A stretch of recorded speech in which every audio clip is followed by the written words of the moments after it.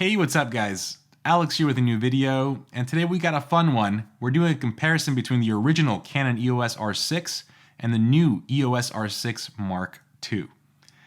If you're new to this channel, I am a portrait photographer based out of Orlando, Florida, and I picked up the R6 Mark II on launch. Before that, I used to own the R6 and the R5, so I'm very familiar with these cameras, and the R6 is a workhorse of a camera. With the new R6 Mark II, there's tons of upgrades. I would say more on the video and hybrid side, but not as much on the photography side. So I wanted to make this video and see if you're strictly a photographer, you don't shoot video, if this upgrade is worth it. Again, to recap, I actually have my first impressions on this camera. I'll include a link down below for you to check out. But if you're a hybrid shooter and you shoot video, the R6 Mark II is absolutely worth it. You get better battery life, better video quality, no overheating. Overall, it's a worthy upgrade. But if you're strictly a photographer, yes, you have faster autofocus, but the R6 Mark I isn't slow, and you only get a 4 megapixel bump. So let's answer that question in today's video. Like I do with all comparisons, I will be including all the raw files I go over in the link down below for you to play with yourself. And we're gonna go ahead and roll a slideshow of photos taken with the R6 and the R6 Mark II. Now these photos you're gonna see in the slideshow have been edited with my preset, which is also available down below for you to check out. And then after that, we will do a deep dive into the raw files and see if we spot any differences. Again, the R6 Mark I is a 20 megapixel camera. The new R6 Mark II is 24 megapixels. Let's see if we can see a difference and if there's any upgrades in image quality. So let me go ahead and roll the slideshow.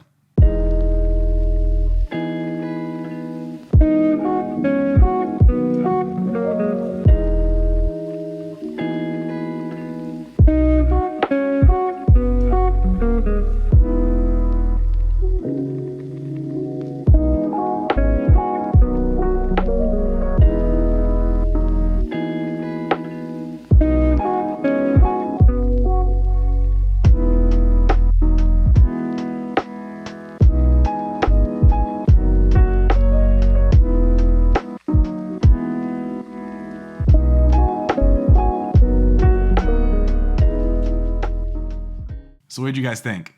Now in a slideshow like that, it's gonna be hard to tell any differences. So let's go ahead and do a deep dive. Now all these photos were taken with a tripod. Now I did use a Peak Design tripod, and that tripod isn't the sturdiest, so the compositions won't be perfect, but they were shot in the same location and they're like 90% there. What I wanted to test is the new sensor better with dynamic range? Is it better or worse in low light? And is it better or worse in highlight recovery? Or is it the same thing? So I did a variety of tests. Let's go ahead and take a look at some files. Okay, in this first set of images, you can see that the R6 is on the left and the R6 Mark II is on the right.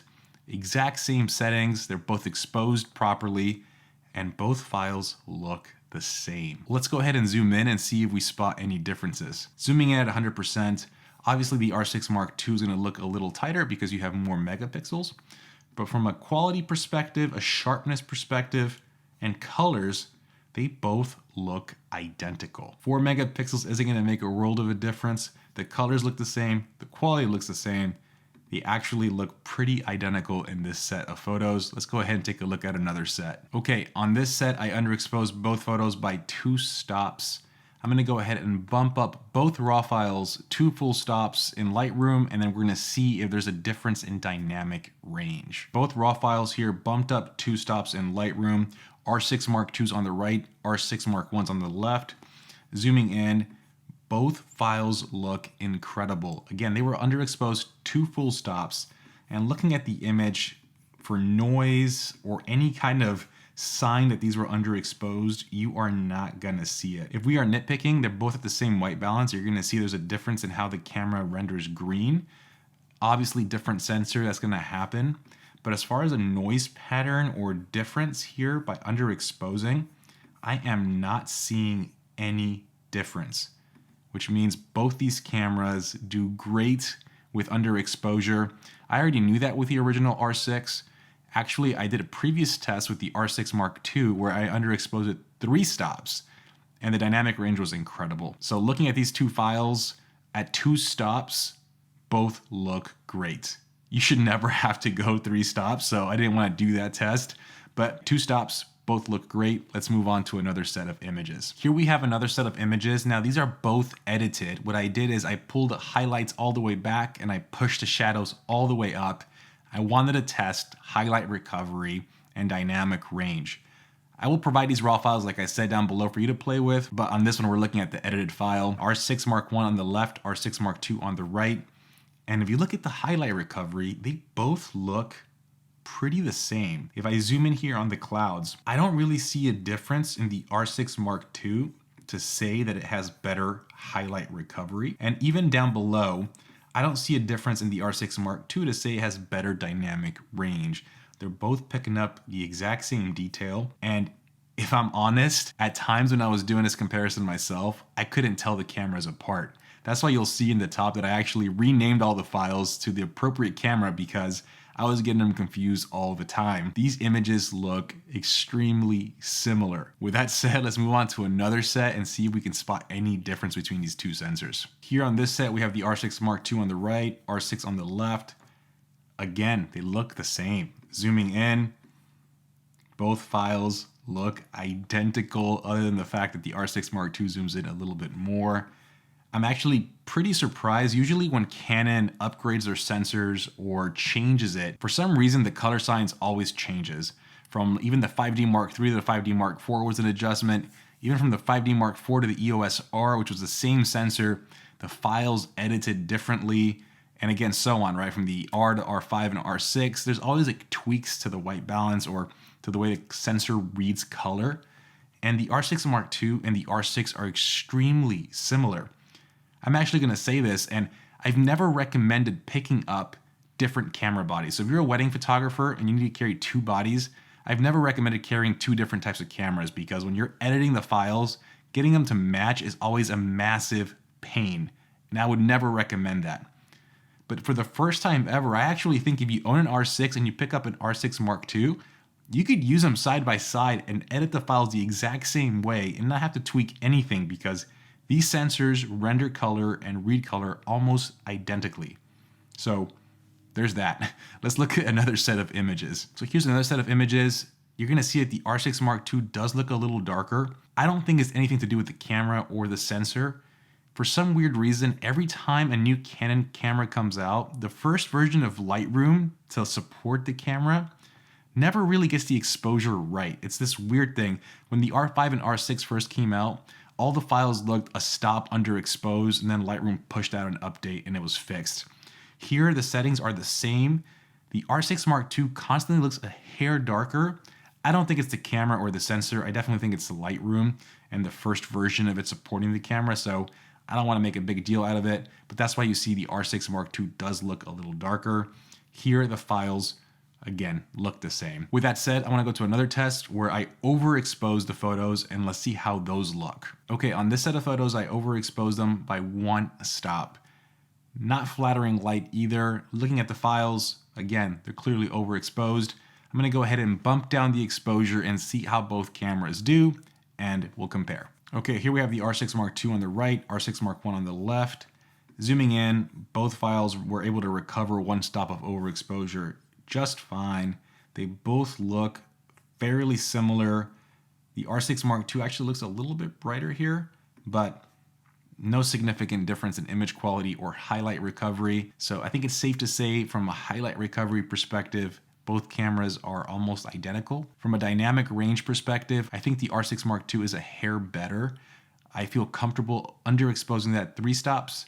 R6 Mark I, you can probably get away with 2 to 2.5 stops and be totally fine, but not much of a difference in image quality. Like I said, I'm including all these files for you to play with yourself. Feel free to download them. For the final test, I want to look at high ISO. The R6 Mark I think is one of the best cameras with low light out there right now. I've always felt comfortable shooting that camera at ISO 12,800, and I was worried that the R6 Mark II with a little bit more megapixels would suffer, but you're gonna see that I'm actually surprised that, again, you're gonna see the similarities will continue. Here we have 2 images, both shot at ISO 12,800, R6 Mark II on the right, R6 on the left. Zooming in, we're gonna see that both these files hardly show any noise. This is just incredible low light quality. We're looking at 12,800, and you have to really take a look here in the corners and the super dark spots to really see any noise. As a matter of fact, for this set of images, I want to look at some edited files so we can see when you do push the exposure how the noise looks on both of these, so you can see the differences because it is so minor. Here we have the edited files, and again, if you zoom into the middle of the frame, the colors still look great. There hardly is any noise. This is just incredible performance. If you look in the corner, here's where you're gonna see some differences. You're gonna see the noise here kind of creep up as we're pushing the shadows a little bit. You see a hair more on the R6 Mark II, but it also looks a little brighter. Could be how Lightroom is rendering this file, but overall, the noise pattern almost looks identical, and I think that ISO 12,800 is extremely usable, and to get similar results with 4 extra megapixels, I will take it all day long. So with that said, let's go ahead and wrap up this video and my thoughts here between these two cameras. Y'all saw the files. Again, for the third time, I'm including them down below for you to download and play with yourself. Final conclusion. If you're a photographer, portrait photographer, wedding photographer, and you're looking to potentially upgrade for better image quality, it's not worth it. These cameras are so similar that if you're looking at straight image quality, you're not gonna get anything better out of them. ISO performs the same, dynamic range, highlight recovery, almost identical in every single test. I think when you take a step back and look at the overall package of the R6 Mark II, as a hybrid shooter, like I said, if you shoot video, it's a no-brainer. If you do both photo and video, it's a no-brainer. The added ergonomics, the added buttons, and quick switchability between photo and video, you absolutely need that as a hybrid shooter. If you're a sports photographer and need the faster autofocus, it could be a worthy upgrade. As a portrait photographer, wedding photographer, the R6 Mark I is already incredible. It's already fast. You're gonna nail every single shot with the original R6. So again, I think it's safe to say if you're just a strict portrait and wedding photographer, you can hold off on the upgrade. You're really not gonna get any big benefits out of it. Of course, there's different features I'm not mentioning. You get, like, again, faster frame rates. I think 40 frames per second on the electronic shutter with the R6 Mark II. You don't need that as a portrait photographer or wedding photographer. All these extra benefits you really don't need, and the image quality is the same. Where it gets even more interesting is if you're new to Canon or you're switching over, do you pick up the original R6 at a lower reduced cost? Now that the new one's out, you can find a used one at a very good price, or go with the R6 Mark II. It depends. If you're gonna get into video and be a hybrid shooter, I would splurge and get the R6 Mark II. But if you're gonna just stick to photography and that's gonna be your wheelhouse, you can probably get a killer deal on the original R6 right now, and you're gonna get almost the same image quality. So this test was super interesting. I loved doing it. What are your thoughts? Let me know down in the comments below. If you enjoyed this video, please subscribe. It definitely helps out. And I gotta give a huge shout out. My friend Alex, I will include his Instagram down below. He let me borrow his R6 for this video because I don't own that camera anymore. And this video would not be possible without him. So Alex, if you're watching this, thank you. You made this video possible. For everybody else, please like, subscribe, and I'll see you on the next one. Have a good one, guys. Peace.